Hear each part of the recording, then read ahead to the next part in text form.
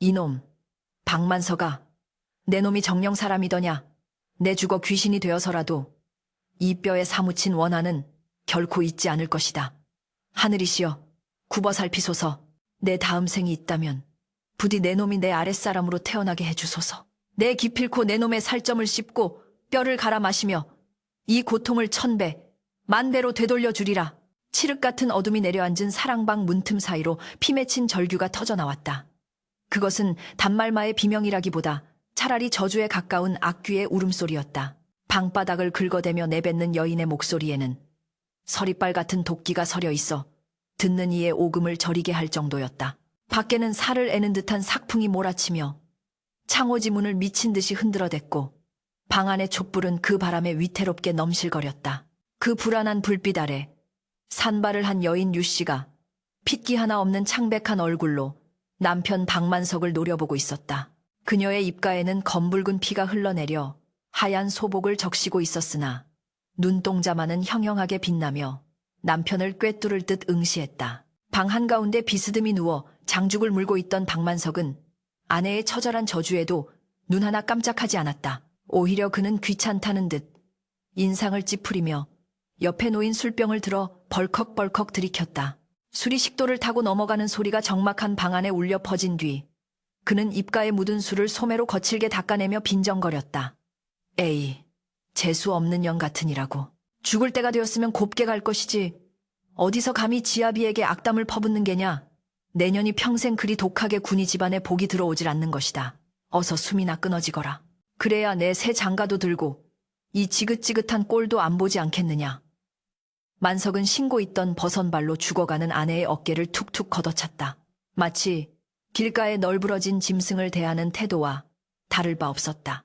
류씨는 그 발길질에 힘없이 옆으로 쓰러지면서도 마지막 남은 힘을 짜내어 바닥을 기어 만석의 발목을 움켜쥐었다. 그녀의 손톱이 만석의 살을 파고들자 그는 비명을 지르며 류씨를 세게 걷어찼고 류씨는 벽에 머리를 부딪히며 축 늘어졌다.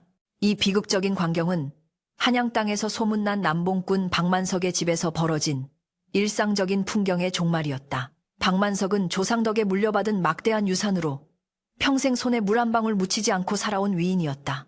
허나 그 재물은 가문을 일으키는 데 쓰이지 않고 오로지 기방과 투전판 그리고 주색 잡기에 탕진되었다. 그는 사람을 사람으로 보지 않고 오직 자신의 쾌락을 채우는 도구로만 여겼으니 그 중에서도 가장 큰 고통을 받은 이는 단연 그의 아내 류씨였다. 류씨는 몰락한 양반가의 규수로 가문을 위해 박만석에게 시집와 온갖 수모를 견뎌내야 했다. 그녀는 시부모를 극진히 봉양하고 집안의 대소사를 홀로 꾸려나갔으나 돌아오는 것은 남편의 매질과 폭언뿐이었다. 박만석은 툭하면 기생들을 집안으로 끌어들여 류씨가 보는 앞에서 음탕한 짓을 벌였고 돈이 떨어지면 류씨가 몰래 모아둔 비상금마저 빼앗아 투전판으로 달려갔다. 류씨가 겪은 고초는 이루말로 다 할 수 없을 지경이었다. 어느 해 엄동설한 눈이 무릎까지 쌓인 날이었다. 박만석은 술에 취해 들어와 밥상이 부실하다며 류씨를 마당으로 끌어내렸다. 이 쓸모없는 년, 내년이 쌀을 축내는 것 말고 할 줄 아는 게 무엇이냐. 당장 나가서 얼어 죽든 굶어 죽든 내 알 바 아니다. 그는 태적삼 하나만 걸친 류씨를 대문 밖으로 내동댕이 치고 빗장을 걸어 잠갔다. 살을 애는 추위 속에서 류씨는 밤새 문을 두드리며 애원했으나 집안에서는 기생들의 웃음소리와 노랫가락만이 흘러나올 뿐이었다.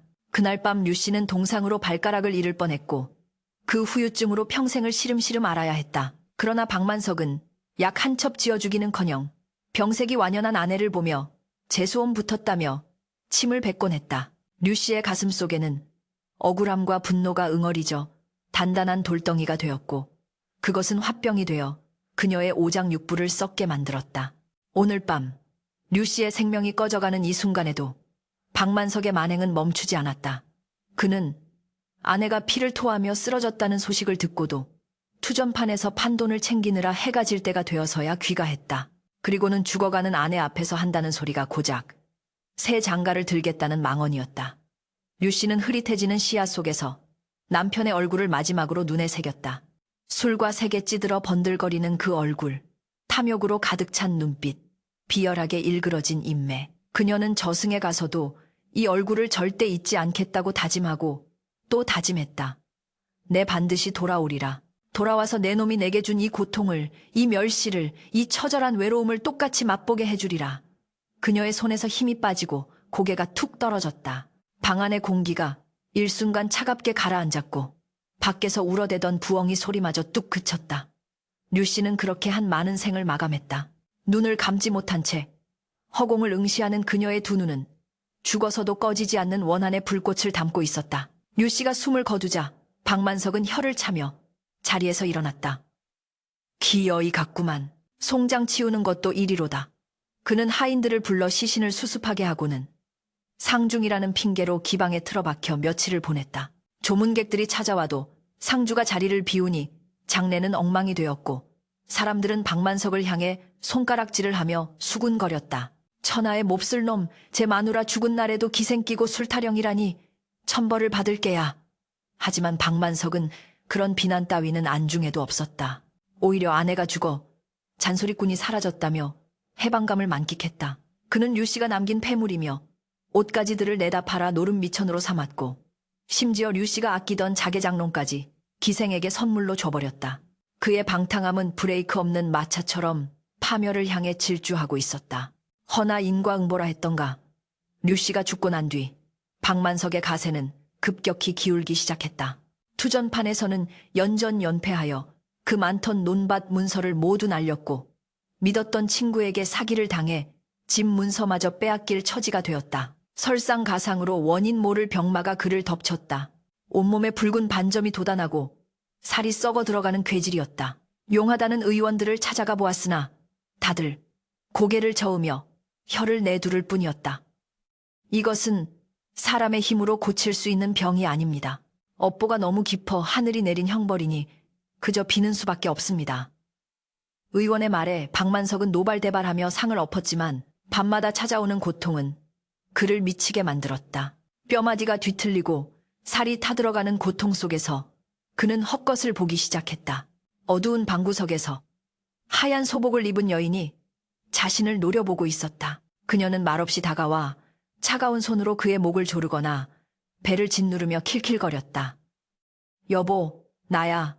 내가 왔어. 당신이 좋아하는 술상을 봐왔는데 왜 드시질 않아?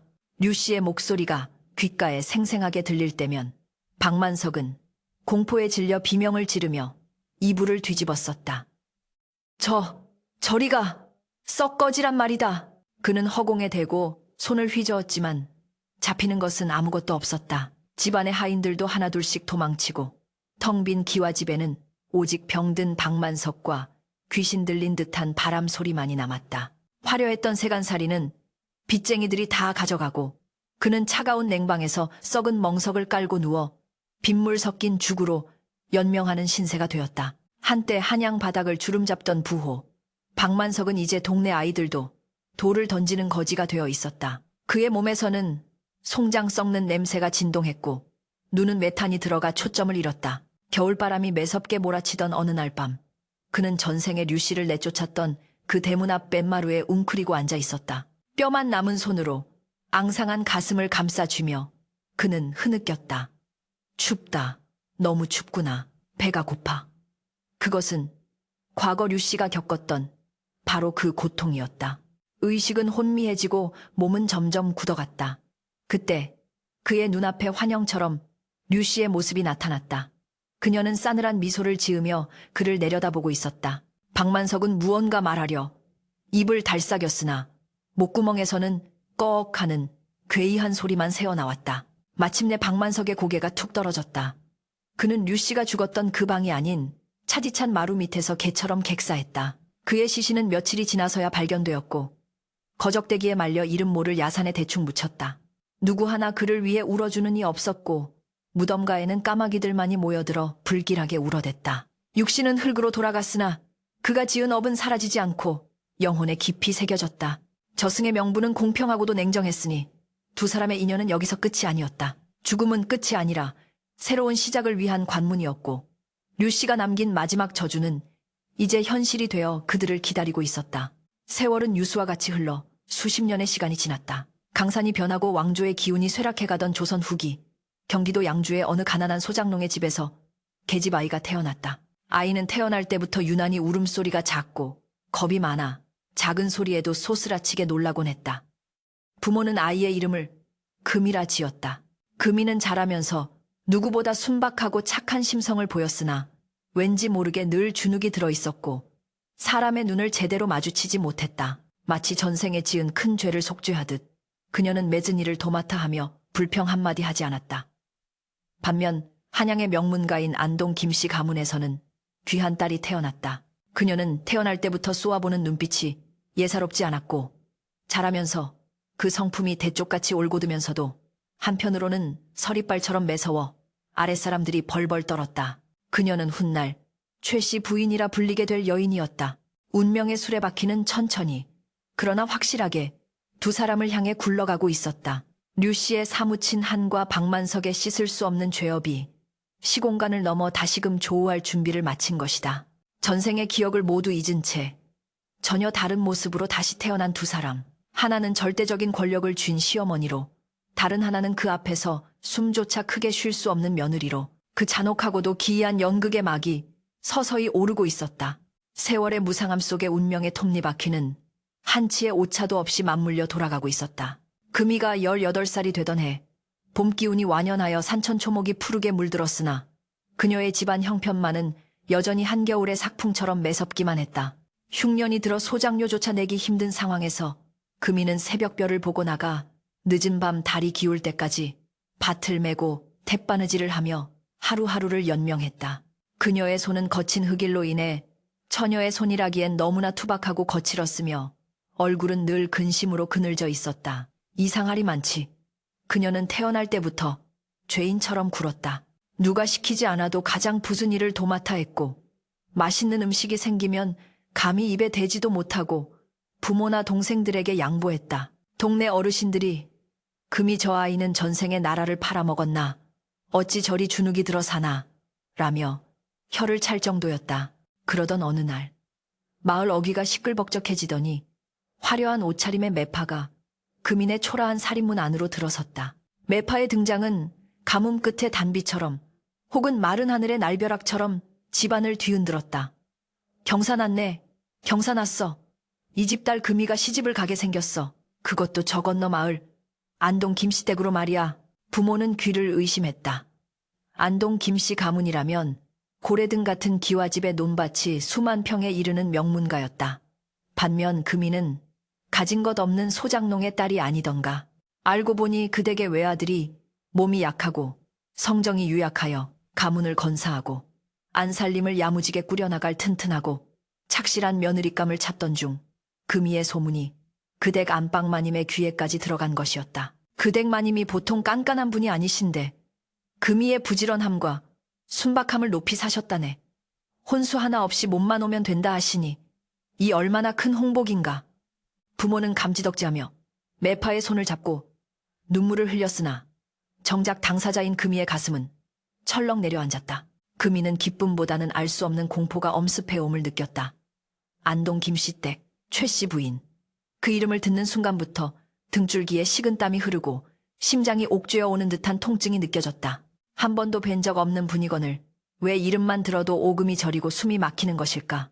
금이는 부엌 구석에 쭈그리고 앉아 떨리는 손을 부여잡았다. 이것은 단순한 혼인에 대한 두려움이 아니었다.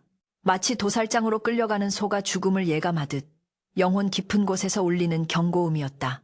그러나 가난한 집안의 입을 하나라도 줄여야 했고 늙은 부모에게 효도할 길은 이것뿐이었기에 금이는 거역할 수 없었다. 그녀는 운명에 순응하듯 고개를 떨구며 나직이 대답했다. 부모님 뜻대로 따르겠습니다.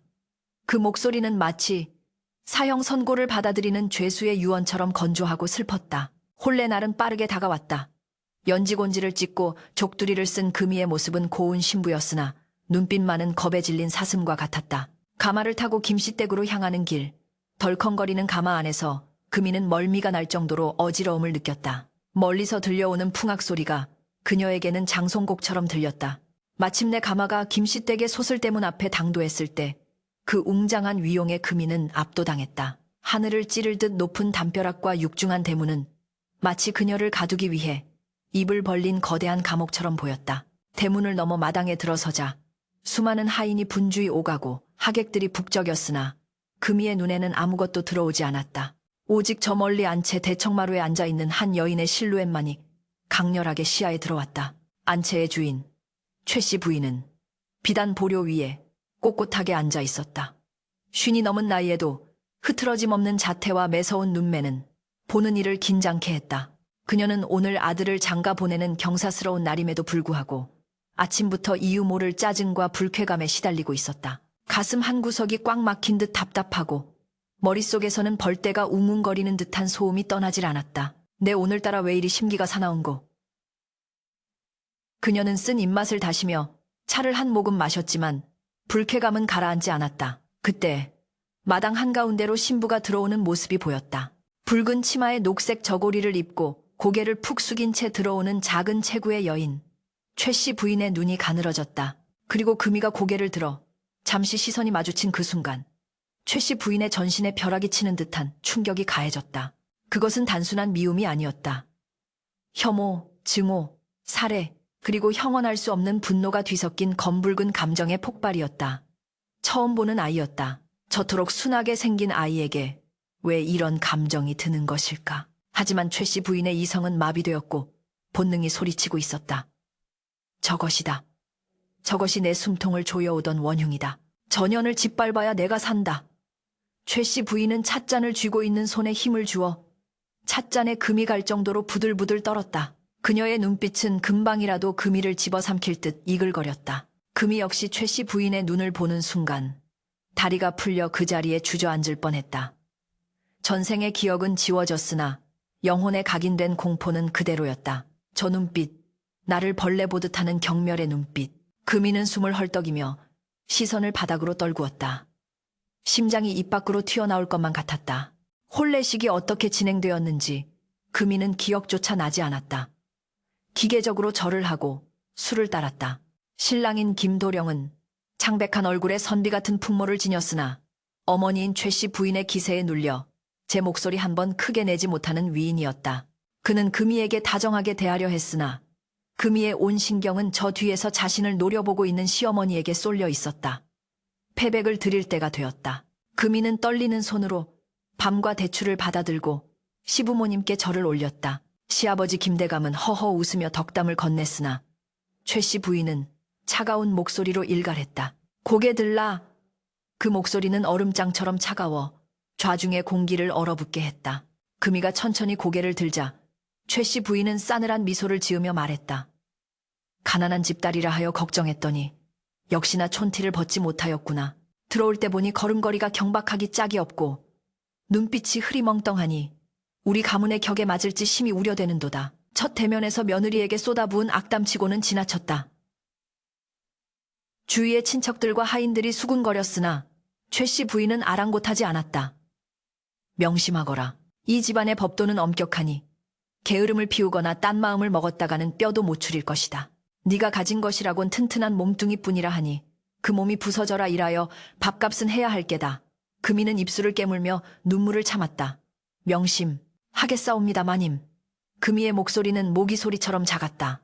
최씨 부인은 그 대답조차 마음에 들지 않는다는 듯 코웃음을 쳤다. 마님이라니 어머님이라 불러야 하지 않겠느냐. 벌써부터 배운 없는 티를 내는구나. 최씨 부인은 며느리가 주는 절값 봉투를 던지듯 내려놓고 자리에서 일어났다. 첫날 밤 신방에 든 금이는 촛불 아래서도 몸을 떨었다. 신랑 김도령이 그녀의 어깨를 감싸며 위로했다. 어머님이 본래 성정이 대쪽 같으셔서 그러니 너무 마음에 담아두지 마시오. 시간이 지나면 며느리 사랑은 시어머니라 하지 않소. 차차 나아질 것이오. 그러나 금이는 그 말이 헛된 희망임을 직감했다. 시간이 지난다고 해결될 문제가 아니었다. 이것은 본능적인 거부감이자 피할 수 없는 굴레였다. 김도령이 잠든 후에도 금이는 뜬 눈으로 밤을 지새웠다. 창호지 문 너머로 시어머니의 방 쪽에서 느껴지는 서늘한 기운이 그녀를 짓누르고 있었다. 마치 덫에 걸린 짐승이 포식자의 숨소리를 듣고 있는 듯한 공포였다. 다음 날 새벽, 닭이 울기도 전에 금이는 눈을 떴다. 아니, 잠을 잘 수가 없었다. 그녀는 조심스럽게 방문을 열고 부엌으로 나갔다. 낯선 부엌 살림에 적응하기도 전에 어둠 속에서 불쑥 나타난 그림자의 금이는 비명을 지를 뻔했다.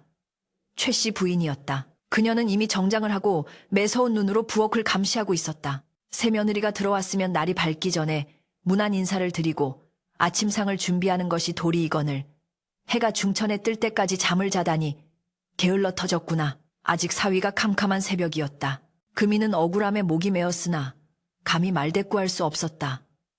죄송합니다, 어머님. 시정하겠습니다. 금이는 바닥에 납작 엎드렸다. 최 씨 부인은 그런 금이의 머리맡으로 다가와 차갑게 내려다보았다. 말로만 죄송하다 하면 무엇하느냐. 오늘 아침 밥상은 네가 혼자 다 차리거라. 밥알 하나라도 서리거나 국간이 맞지 않으면 네 친정 부모가 욕을 먹게 될 것이야. 그리고 마당에 장독대 100개를 모두 닦아놓거라. 티끌 하나라도 묻어있으면 오늘 밥은 굶을 줄 알아라. 하인들도 혀를 내두를 만한 고된 노동이었다. 그러나 최 씨 부인의 눈에는 자비란 없었다.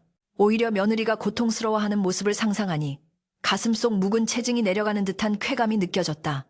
전생에 박만석이 류 씨에게 했던 짓과 똑같았다. 이유 없는 트집, 가혹한 노동, 인격적인 모독, 그 모든 것이 고스란히 되돌아오고 있었다. 금이는 찬물에 손을 담그고 쌀을 씻기 시작했다. 손이 시려 감각이 없어지고 눈물이 쌀 씻은 물 위로 뚝뚝 떨어졌다. 내가 무슨 죄를 지었기에. 그녀는 속으로 되뇌었지만 답을 알 수 없었다. 부엌 문틀에 기대어 그 모습을 지켜보던 최 씨.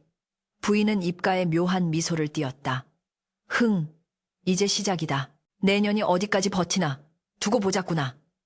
그녀는 며느리의 굽은 등을 바라보며 기이한 만족감을 느꼈다. 그것은 복수심이라고 하기엔 너무나 본능적이고 훈육이라고 하기엔 너무나 잔혹했다. 두 여인의 뒤바뀐 운명, 그 가혹한 악연의 고리는 이제 막 단단하게 조여들기 시작했다. 안채의 깊은 곳, 보이지 않는 곳에서 전생의 업보가 뱀처럼 뺄리를 틀고 혀를 날름거리고 있었다. 동지 섣달 기나긴 밤, 살을 애는 듯한 삭풍이 문풍지를 찢을 듯 울어대는 밤이었다. 김씨댁 안채 뒤편, 얼음이 꽝꽝 언 우물가에는 가녀린 그림자 하나가 웅크리고 있었다. 금이는 꽁꽁 언 손을 호호 불어가며 얼음을 깨고 있었다. 두터운 솜이불 빨래를 하라는 시어머니의 엄명이 떨어진 탓이었다. 찬물에 빨아야 때가 잘 빠지고 이불 솜이 죽지 않는다. 아궁이의 불정 생각 말고 언물로 깨끗이 빨아오너라. 최 씨 부인의 목소리는 바깥 날씨보다 더 차가웠다. 금이는 도끼로 얼음을 깰 때마다 튀어오르는 얼음 파편에 얼굴을 긁히면서도 행여 소리가 날까봐 숨조차 크게 쉬지 못했다. 깨진 얼음 사이로 시커먼 물이 드러나자 금이는 주저없이 그 속으로 손을 집어넣었다.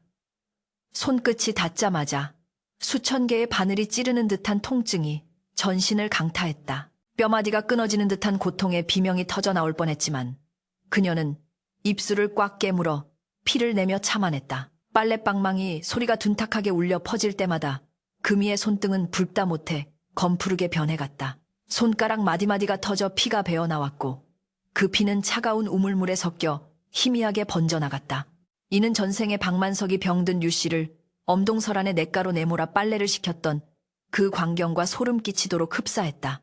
그때 류 씨가 느꼈던 뼈가 삭는 고통과 서러움이 시공을 초월하여 고스란히 금이의 육신에 재현되고 있는 것이었다. 안방 문틈으로 이 광경을 지켜보던 최 씨 부인은 기이한 희열에 몸을 떨었다.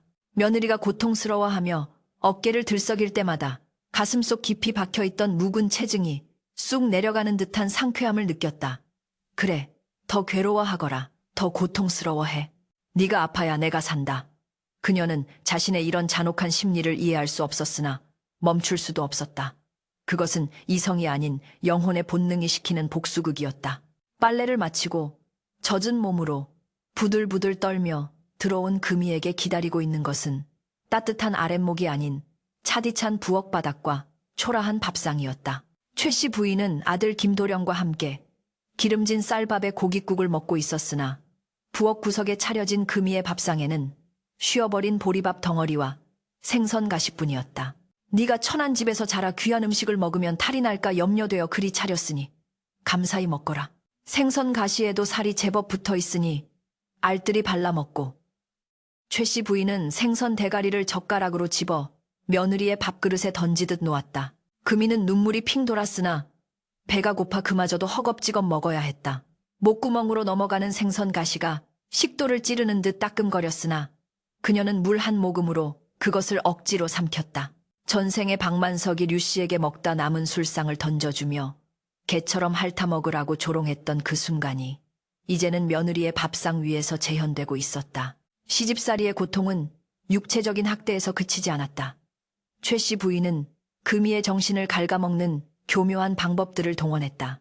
어느 날은 금이가 밤새워 지은 옷을 가져오자 바느질 땀이 고르지 않다며 가위를 가져와 눈앞에서 갈기갈기 찢어버렸다. 이따위 솜씨로 어디서 바느질을 배웠다고 명함을 내미느냐.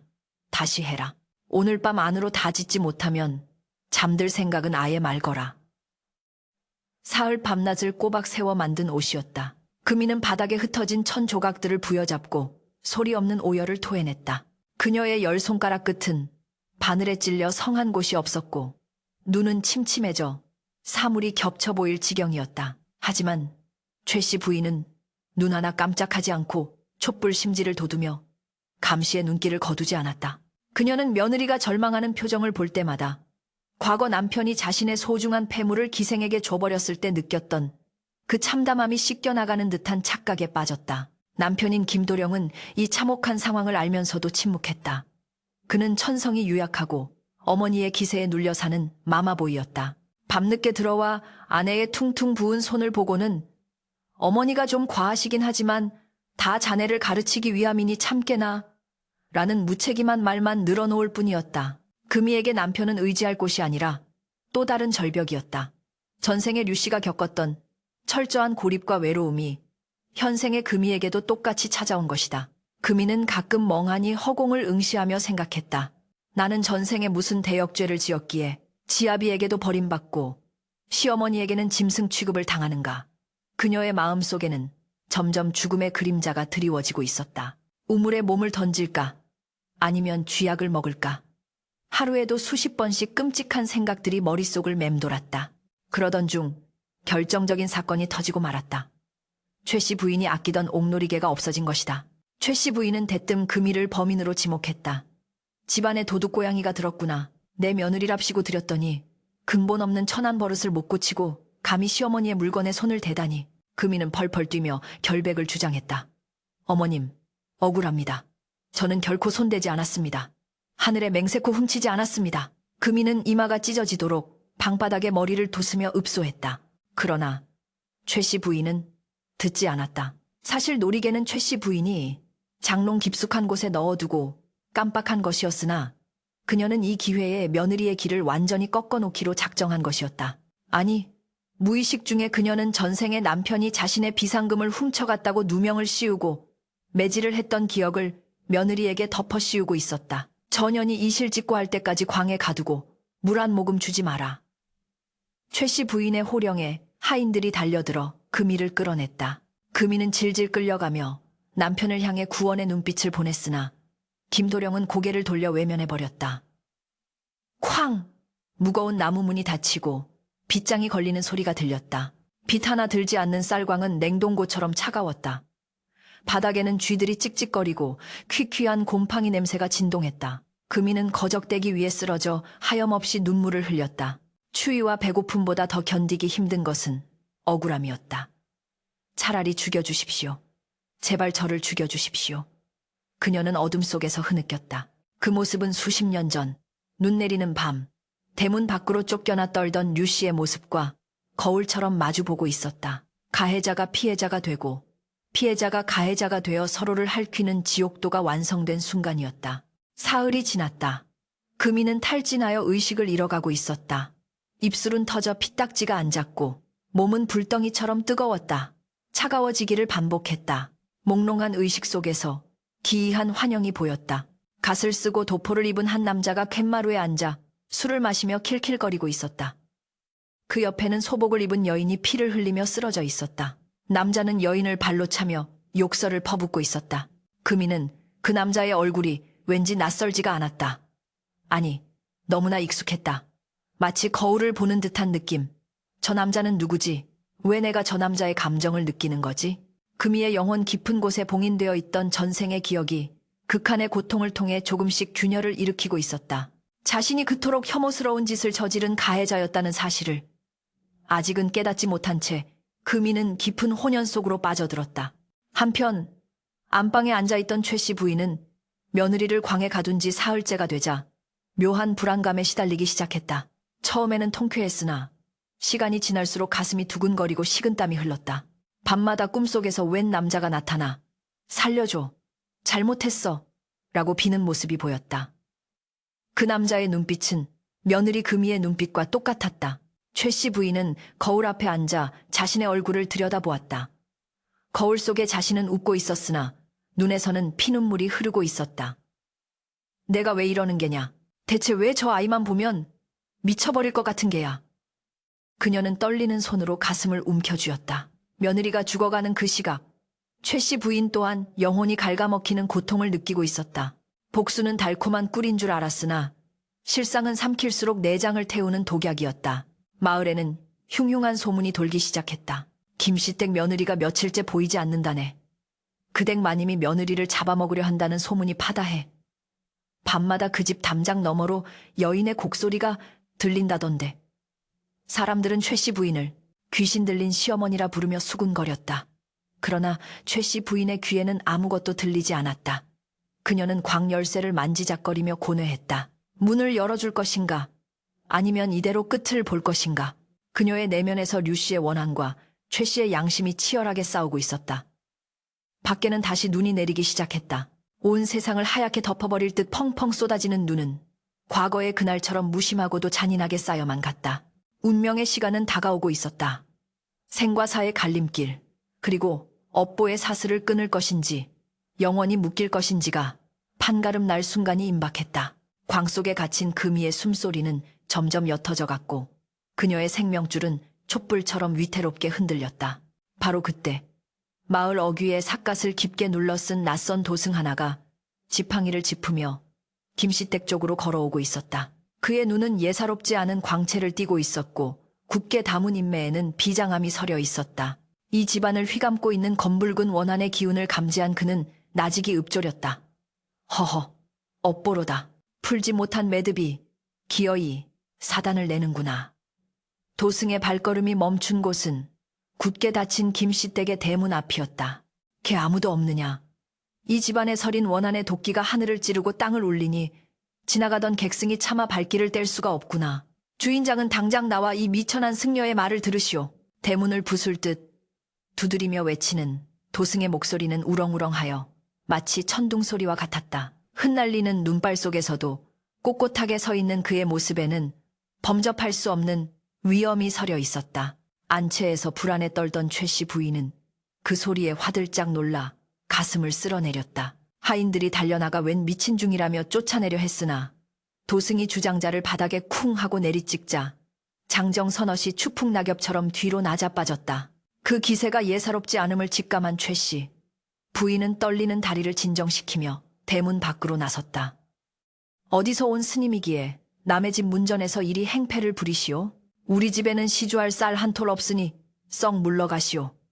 최 씨 부인은 짐짓 호통을 쳤으나 도승의 형형한 눈빛과 마주치자 말끝이 흐려졌다.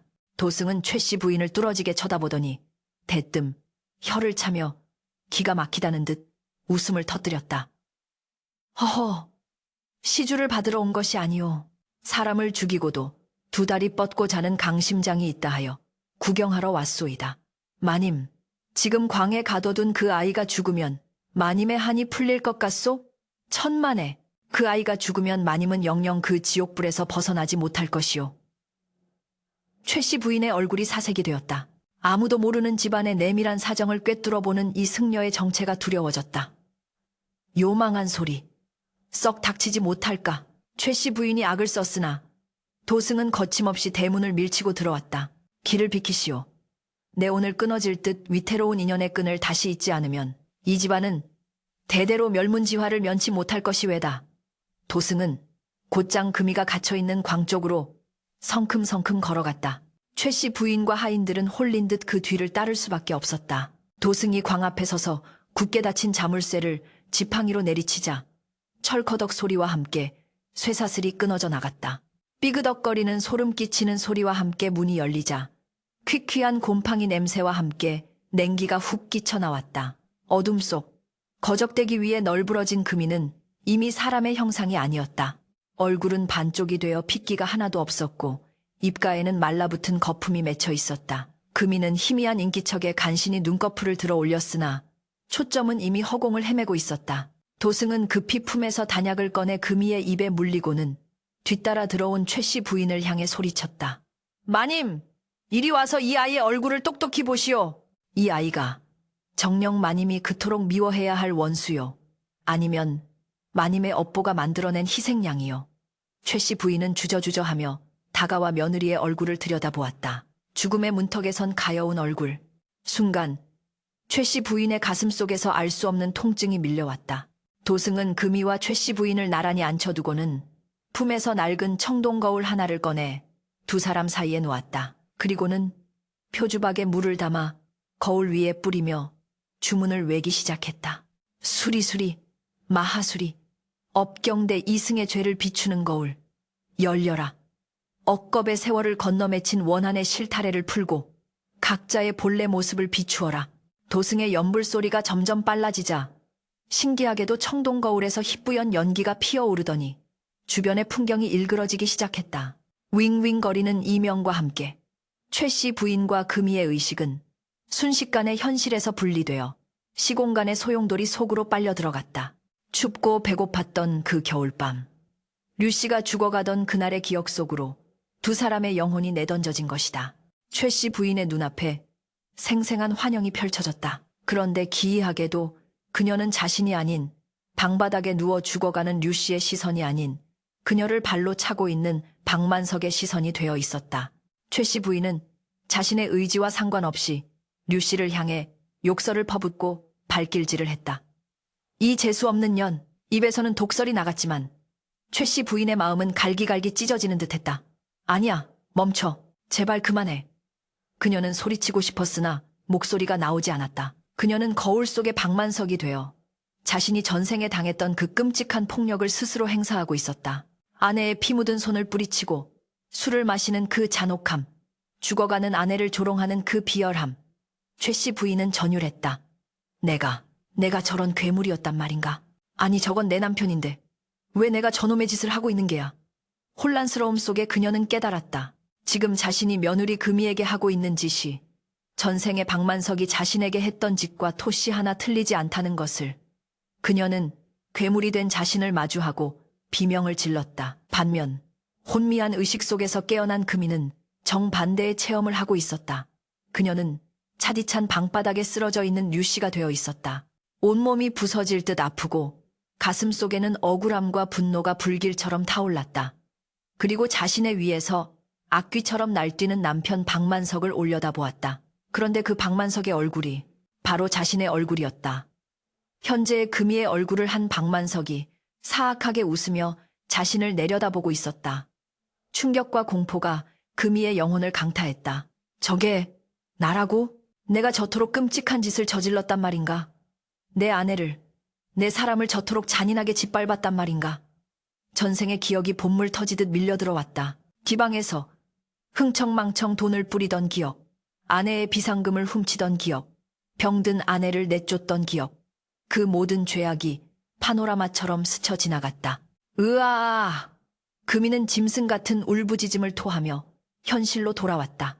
그녀는 거친 숨을 몰아쉬며 바닥을 굴렀다. 육신의 고통 따위는 느껴지지 않았다. 영혼을 짓누르는 죄책감의 무게가 태산과도 같았다. 내가 죄인입니다. 내가 죽일 놈입니다. 금이는 미친 듯이 자신의 가슴을 쥐어뜯으며 오열했다. 여보, 아니, 부인, 제가 잘못했습니다.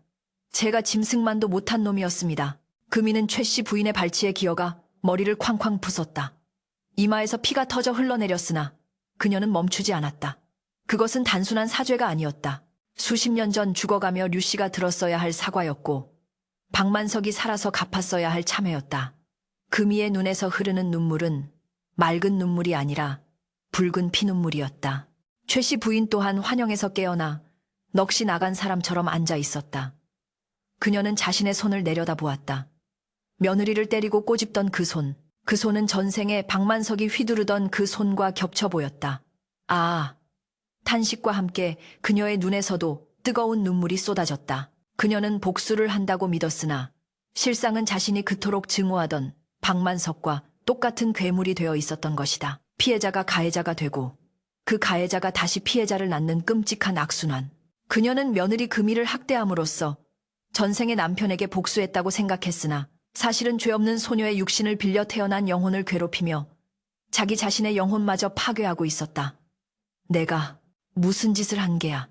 내가 악귀가 되었구나. 그토록 저주하던 그놈을 닮아버렸어. 최 씨 부인은 무너져 내렸다. 도승은 두 사람의 통곡 소리를 들으며 조용히 염주를 굴렸다. 보시오.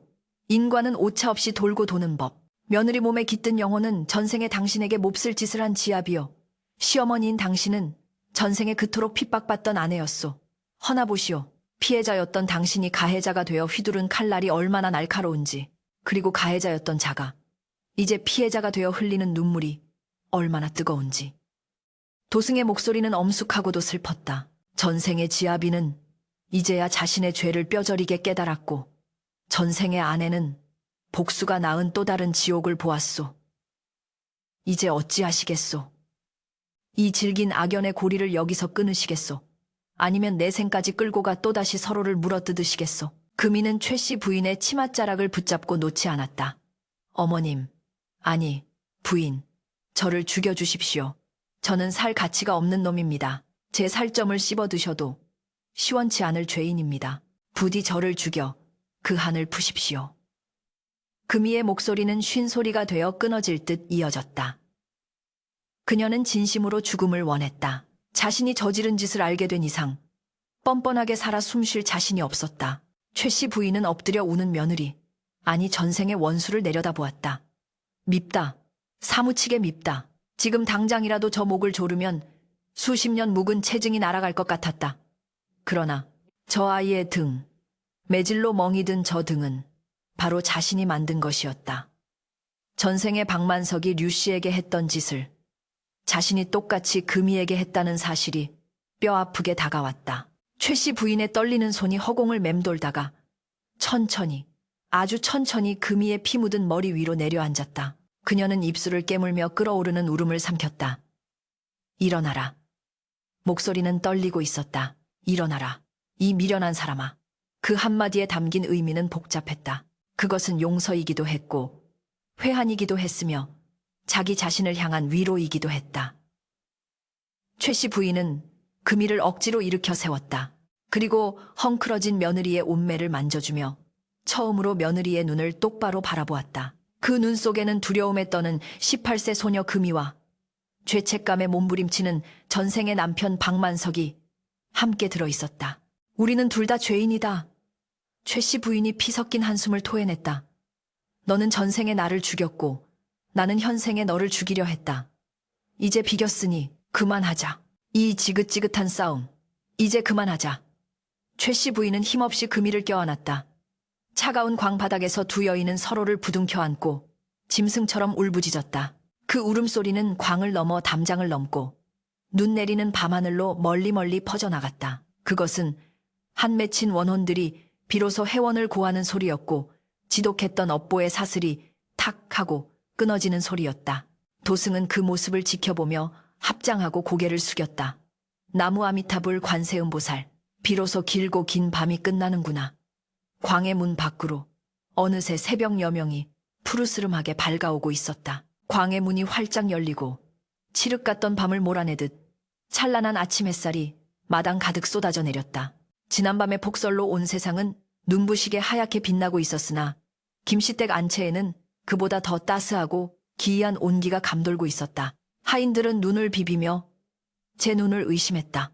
호랑이보다 무섭던 안방마님 최씨. 부인이 피투성이가 된 며느리 금이를 직접 부축하여 안방으로 데려가고 있었기 때문이었다. 그것은 천지개벽이 일어나지 않고서야 볼 수 없는 광경이었다. 최씨 부인의 옷자락은 며느리의 피와 흙으로 얼룩져 있었으나 그녀는 더럽다는 기색은커녕 행여 금이가 넘어질세라 조심스럽게 걸음을 옮겼다.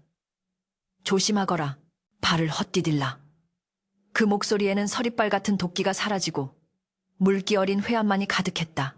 금이는 몽롱한 정신 속에서도 시어머니의 따스한 체온이 낯설어 자꾸만 몸을 움츠렸으나 최 씨 부인은 며느리의 앙상한 손을 더 꽉 잡았다. 괜찮다. 이제 다 괜찮다. 따뜻한 아랫목에 금이를 눕힌 최 씨 부인은 곧바로 의원을 부르고 부엌으로 달려가 미음을 쓰기 시작했다. 하인들이 하겠다고 나섰으나 그녀는 손사래를 쳤다. 아니다. 내 손으로 해야 한다. 내가 저 아이에게 먹일 밥이다. 부엌 아궁이 앞에 앉아 불을 떼며 최 씨 부인은 하염없이 눈물을 훔쳤다. 타닥타닥 타오르는 장작불을 보고 있자니 전생에 자신이 엄동설 안에 쫓겨나 겪었던 그 추위와 배고픔이 떠올랐다. 그리고 자신이 금이에게 주었던 그 똑같은 고통이 뼈아프게 다가왔다. 내가 이 귀한 쌀로 밥 한 번 배불리 먹이지 못했구나. 전생의 원수라 하여 죄 없는 아이를 굶기고 때렸으니 내가 짐승과 다를 바가 무엇인가. 끓어오르는 미음 냄새가 부엌을 채우자 최 씨 부인은 정성스럽게 상을 차려 안방으로 들어갔다. 금이는 정신이 든 후에도 이것이 꿈인지 생시인지 분간하지 못했다. 눈을 뜨면 다시 차가운 광바닥일 것만 같아 두려움에 떨었다. 그러나 눈앞에는 김이 모락모락 나는 흰죽과 정갈한 반찬, 그리고 근심 어린 눈으로 자신을 바라보는 시어머니가 있었다. 어서 먹거라. 사흘이나 굶었으니 속이 많이 쓰릴 게다. 최 씨 부인이 직접 숟가락을 들어 금이의 입가에 가져다 대었다. 금이는 황송하고 두려워 입을 열지 못했다. 어머님, 어찌 이러십니까? 제가 천한 것인데. 금이의 목소리는 갈라져 나왔다. 최 씨 부인은 고개를 저으며 숟가락을 내려놓고 금이의 손을 잡았다. 그녀의 눈시울이 붉어졌다. 금이야, 내 며느리 금이야. 지난밤 꿈속에서 나는 보았다. 너와 나의 질기고도 모진 인연을. 전생에 네가 나에게 지은 죄가 크다 하나 현생에 내가 너에게 지은 죄 또한 태산과 같구나. 우리는 서로에게 빚쟁이이자 채무자였다. 허나 이제 그 장부를 덮으려 한다. 최 씨 부인의 목소리는 떨리고 있었다. 네가 전생에 박만석이었든 누구였든 지금 너는 내 아들의 아내이자 내 집안의 사람이다. 내가 너를 미워한 것은 내 마음속의 지옥 때문이었지. 너의 잘못이 아니다. 그러니 부디 이 못난 시어미를 용서해 다오. 최 씨 부인은 며느리 앞에서 고개를 숙였다. 양반가의 안방마님이 소장농의 딸인 며느리에게 사죄를 하는 전대미문의 일이 벌어진 것이다. 금이는 목이 메어 말을 잇지 못하고 펑펑 울었다. 전생의 기억이 희미하게 남아 죄책감이 가슴을 찔렀으나 시어머니의 진심 어린 사과가 그 상처를 어루만져 주었다. 어머님, 감사합니다. 정말 감사합니다. 두 여인은 서로를 부둥켜 안고 한참을 울었다. 그 눈물은 수십 년간 맺혀있던 류 씨의 한과 박만석의 업보, 그리고 최 씨 부인과 금이의 악연을 모두 씻어내리는 정화수와 같았다. 문 밖에서 이 광경을 엿보던 김도령과 하인들도 옷소매로 눈물을 훔쳤다. 집안을 짓누르던 검은 먹구름이 걷히고 비로소 맑은 하늘이 드러나는 순간이었다. 그날 이후 김씨 댁의 풍경은 180도 달라졌다. 최 씨 부인은 더 이상 며느리를 하녀 부리듯 하지 않았다. 오히려 좋은 옷감을 끊어다가 며느리의 옷을 직접 지어 입히고 몸에 좋다는 보약은 다 구해다 먹였다. 네가 건강해야 집안이 바로 선다. 그리고 내 손주도 볼 것 아니냐. 최 씨 부인의 말에 금이는 부끄러워 얼굴을 붉혔으나 그 얼굴에는 전에는 볼 수 없었던 생기가 돌았다. 금이 또한 시어머니를 전생의 빚을 갚는다는 마음이 아니라 진심으로 존경하고 따르는 마음으로 봉양했다. 그녀는 타고난 부지런함과 솜씨로 집안 살림을 알뜰히 꾸려나갔고 최 씨 부인은 그런 며느리를 보며 흐뭇한 미소를 감추지 못했다. 마을 사람들은 김씨 댁 며느리가 들어오더니 시어머니가 부처님이 다 되었다며 칭송했다.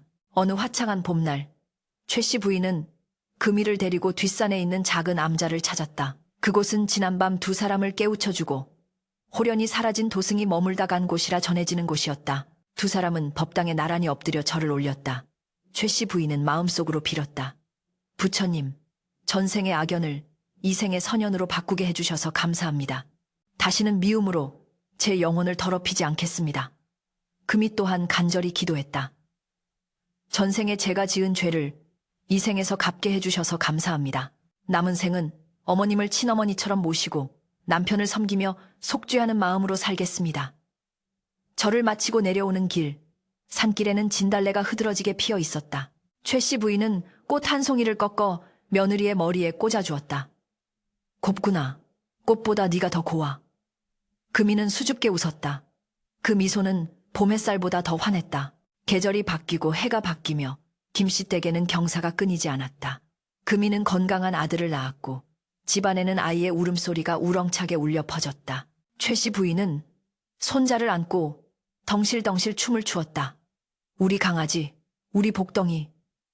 그녀가 손자를 바라보는 눈빛에는 사랑만이 가득했다. 전생에 자식이 없어 서러움을 당했던 류씨의 한이 손자를 통해 비로소 치유되는 듯했다. 금이는 그 모습을 보며 가슴 뭉클한 행복을 느꼈다. 남편 김도령 또한 가정의 화목 속에 과거 시험에 급제하여 벼슬길에 올랐으니 가문은 날로 번창하였다. 사람들은 가화만사성가 만시정이라더니 며느리 잘 들어와 집안이 일어났다며 부러워했다. 세월은 유수와 같이 흘러 어느덧 최씨 부인의 머리에도 하얀 서리가 내려앉았다. 꼬부랑 할머니가 된 최씨 부인은 양지 바른 툇마루에 앉아 마당에서 뛰노는 증손자들을 바라보고 있었다. 그 곁에는 중년이 된 금이가 과일을 깎으며 앉아 있었다. 금이의 얼굴에도 주름이 잡혔으나 그 표정은 더없이 평온하고 인자해 보였다. 금이야. 최씨 부인이 나직이 불렀다. 예, 어머님. 내 이승에서의 소풍이 이제 끝날 때가 된 것 같구나. 금이의 손이 멈칫했다. 어머님, 어찌 그런 약한 말씀을 하십니까? 아직 100년은 더 사셔야지요. 최씨 부인은 빙그레 웃으며 고개를 저었다. 아니다. 이제 충분하다. 너를 만나 미워하고 싸우고 그리고 용서하고 사랑하며 내 인생은 참으로 파란만장했으나 끝은 이리도 달콤하구나. 전생에 내가 흘린 눈물은 네가 닦아주었고 전생에 네가 지은 죄는 내 사랑으로 덮었다. 우리는 이제 빚진 것이 없다. 최씨 부인은 금이의 거친 손을 자신의 주름진 손으로 감쌌다. 고맙다. 내 며느리로 와주어서. 아니, 내 딸이 되어주어서. 금이의 눈에서 눈물이 주르륵 흘러내렸다. 어머님, 저야말로 감사합니다. 저를 사람 만들어주셔서, 저를 품어주셔서 감사합니다. 그날 밤 최씨 부인은 잠자리에 들어 영원히 깨어나지 않았다. 그녀의 얼굴은 고통 없이 잠든 듯 평온했고 입가에는 옅은 미소가 걸려 있었다. 금이는 시어머니의 임종을 지키며 소리 없이 울었다. 그것은 슬픔의 눈물이 아니라 한 시대를 함께 건너온 동지이자 어머니를 떠나보내는 존경과 사랑의 눈물이었다. 장례는 성대하게 치러졌다. 온 마을 사람들이 나와 최씨 부인의 마지막 가는 길을 배웅했다. 금이는 상주가 되어 곡을 했다. 아이고, 아이고, 우리 어머님 부디 좋은 곳으로 가소서. 다시 태어나시면 그때는 부디 제 딸로 태어나소서. 제가 어머님께 받은 사랑 1000배만배로 갚아드리리다. 그 곡소리에 하늘도 감동했는지 맑은 하늘에서 보슬비가 내려 대지를 적셨다. 사람들은 그것이 최씨 부인이 남기는 기쁨의 눈물이라 여겼다. 장례가 끝나고 며칠 뒤 금이는 텅 빈 안방을 정리하다가 장롱 깊숙한 곳에서 낡은 비단 주머니 하나를 발견했다. 열어보니 그 속에는 금이 시집올 때 가져왔던 낡은 은가락지와 최씨 부인이 아끼던 옥놀이개가 함께 들어있었다. 그리고 삐뚤빼뚤한 글씨로 쓴 편지 한 장이 나왔다. 이 놀이개는 내 며느리 금이의 것이다. 그리고 이 은가락지는 내 며느리의 고운 마음이다. 두 물건이 한 곳에 어우러지듯 너와 나의 인연도 영원히 아름답기를 바란다. 금이는 놀이개를 가슴에 품고 하염없이 눈물을 흘렸다. 창밖에는 붉은 노을이 지고 있었다. 전생의 원수였던 두 사람은 현생에서 가장 소중한 고부구후가 되어 서로의 상처를 치유하고 떠났다. 인연이란 무엇인가? 옷깃만 스쳐도 인연이라 하거늘 부부와 부모 자식의 연은 수천 겁의 세월이 쌓여 맺어지는 것이다. 때로는 악연으로 만나 서로를 핥히고 상처 입히기도 하지만 그 또한 서로가 풀어야 할 숙제임을 깨닫는다면 미움은 눈 녹듯 사라지고 사랑만이 남는 법이다. 박만석과 류씨 그리고 금이와 최씨 부인의 이야기는 우리에게 말해준다. 미움은 돌에 새겨지지만 용서는 물에 새겨져 흘러간다고. 그리고 진정한 복수는 상대를 파멸시키는 것이 아니라 악연의 고리를 끊고 서로를 구원하는 것이라고. 먼 훗날 마을 어귀에는 두 개의 비석이 나란히 세워졌다. 하나는 열려 김씨댁 최씨 부인 지묘여, 다른 하나는 효부금이 지묘였다. 사람들은 그 비석 앞을 지날 때마다 두 여인의 기구하고도 아름다운 이야기를 전설처럼 이야기하곤 했다. 바람이 불면 비석 주변의 코스모스가 서로 몸을 비비며 속삭이는 듯했다. 마치 두 여인이 정답게 담소를 나누는 것처럼.